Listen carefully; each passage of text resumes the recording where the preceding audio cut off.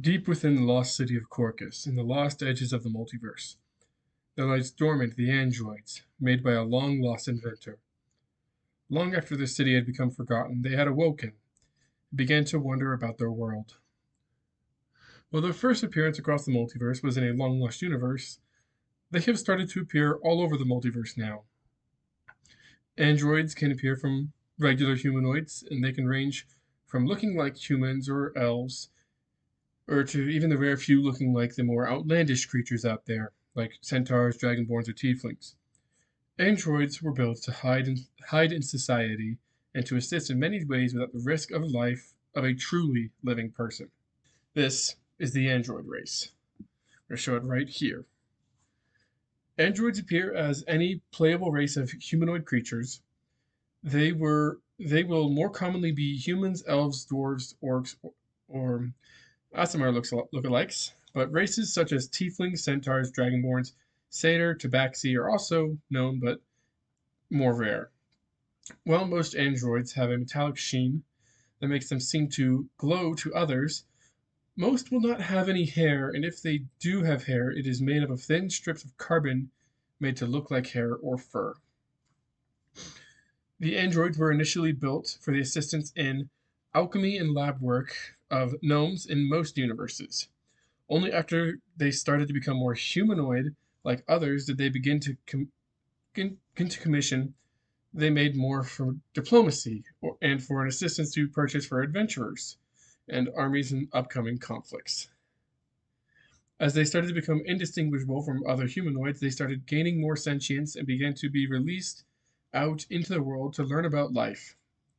Most androids now are unknown to most others that they are androids, and can come off as quite a shock to see someone you thought was a human start to bleed oil instead of blood.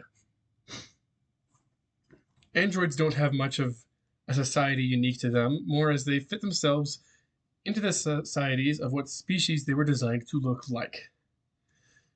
While androids can give themselves names, most of them do have their own designation using a letter and number system, but you can also create names off of them. But their designations could be anything from like F42, D27, just a letter and then numbers. It's designations. That was their original designation, and they later gained actual names, either giving it to themselves or someone else calling them that. Now let's get into the traits. As a android, you do have subraces, so your initial ability score increase is a +1 to your con. An android can only last for about 10 years before it would need repairs to its system. They can either attempt to repair themselves or they can find a tinkerer to repair them for them. They tend to lean more towards a neutral alignment, as they really could have been built for any purpose or alignment. They are generally around the same size as most humans. They range from 5 to 7 feet tall. Your size is medium. Your base walking speed is 30 feet, and you have 60 feet of dark vision. You have a few interesting traits as well. One known as living machine, which makes your creature type a construct, but you're also still a living creature. You are immune to disease and the poisoned condition. You're considered a humanoid for the purpose of magic that would recover your hit points, and you do not need to eat or breathe in order to survive by normal means, but you must consume food and or drink to convert the matter into energy internally. Instead of sleeping, you enter an inactive sleeping state, which is essentially the century's rest. Time there it is.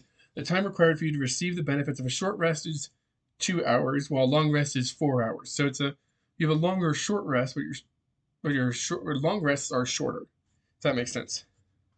You do not dream in the state, and you are fully aware of your surroundings and notice approaching enemies and other events as normal. This state is also used to recharge your internal energy reserves, negating the need to consume food or drink for the purpose of receiving the benefits of a long rest. That's their living machine.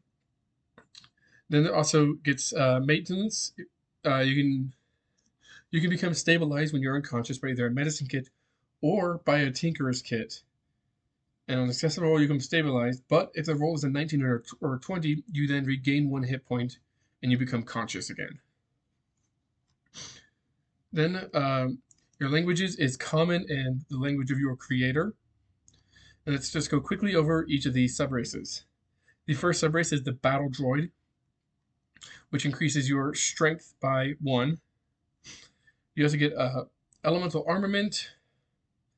Since you were built as a mechanical guard or adventuring companion, you have been armed for the task. You either gain the Firebolt, Shocking Grasp, Mold Earth, or Ray of Frost cantrip. Intelligence is your spellcasting ability for it. In addition, whichever cantrip you choose, you gain resistance to that damage type. If you choose Mold Earth, and the damage type is Thunder. And then, in addition, they also get Integrated Weapon. You have a hidden weapon built in part of your body. This weapon can be any weapon that lacks the heavy or two-handed property. You are automatically proficient in this weapon, and if you find any weapon that is the same type as this, and as in you find a magical scimitar and you chose scimitar for your weapon, you can then use that magical scimitar as your integrated weapon instead. So just like that, you can essentially switch out the normal one, your normal integrated for a magic one if it's the same. You're able to draw or stow your integrated weapon as a free action, and while stowed, your integrated weapon is entirely undetectable. That is the battle droid. Then there's the diplomatic droid. Diplomatic droids get their charisma bonus +1. They're built for conversations, they have proficiency in persuasion, and when they hit 0 hit points, they may choose to drop to 1 instead. And your system backup is the name of the feature. Essentially, just, what's this called? The endurance. The endurance ability, where you drop to 0 and you set hit to 1, and you can't use this again until you finish a long rest. Then there's the inventor's assistant. Your intelligence goes up by 1. You get 3 unique traits. Mind for discovery, which, since you were built as a lab partner, you have the burning need for knowledge and have learned some magical talents for your thirst for knowledge. You know 1 cantrip of your choice from the wizard spell list, and you use intelligence for it. There's also the alchemy adept. Your exposure to alchemical substances has increased your resistance to them, giving you resistance to acid damage. And then you also get proficiency in their Arcana skill because of your third one, Gnomish Intuition. Then the fourth and the final sub-race for the Android race is the Light Steel. Their dexterity increases by 1. And you were built with a natural curiosity. You have proficiency in investigation. Using the light build, your movement speed is 35 feet, and you weigh 1/4 of the normal android weight, which we didn't talk about, but you're heavy. And then in addition, you have built-in courage, which gives you advantage on saving throws against being frightened. So those are the options for the Android race.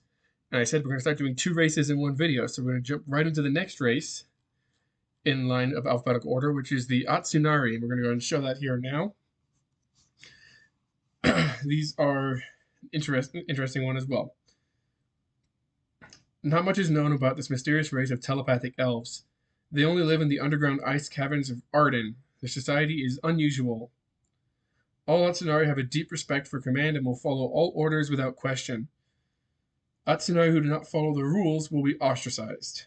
These elves have a set of horns on their head that glow and allow for telepathic communication with other Atsunauri. The Atsunauri are a very distant subrace of elves. They have the pointed ears and elegant features of most elves. However, their skin takes on a bluish-gray tone. They have straight and pointed horns pointing backwards out from their head, and their eyes can come in a solid variety of colors. The Atsunauri are a long-distant relative of high elves. Long ago, the Atsunauri had created an underground city and had sealed the entrance behind them with dangerous and difficult puzzles.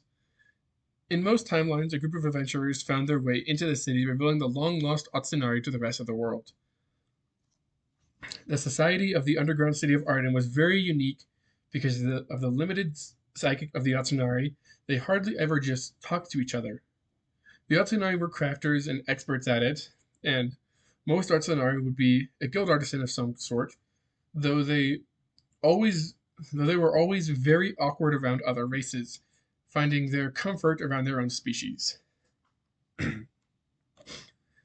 Atsunari names, they can kind of vary, of course, like all names are, but their names usually kind of tend to be similar to how Dark Ages, when your last name was what you did as a profession. So it really just it depends on what you do can kind of also what your family does can depend on what your name might be. It could be based off of one of those things. So as an Atsunari, you don't have any sub races. You just Atsunari. Your Constitution score increases by 2, and your Dexterity increases by 1. You age this at the same rate as elves do, so reaching adulthood at about 120, and you can live to be up to 1,000 years, 1,000 years ish old. Uh, they are medium sized and they have a base walking speed of 30 feet. They have dark vision up to 90 feet, and they have an ability called base telepathy. All Atsunari can speak telepathically with each other within sight. Atsunari can also speak telepathically with another creature that is within 60 feet of itself. However, they can only hold up with one creature's mind when it's not another Atsunari.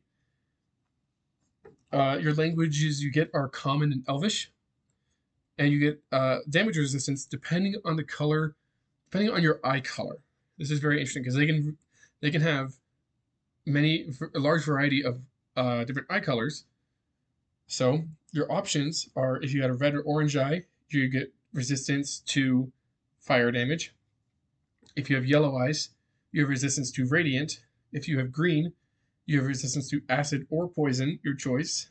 If you have blue, you have resistance to force. If you have purple, you have resistance to psychic.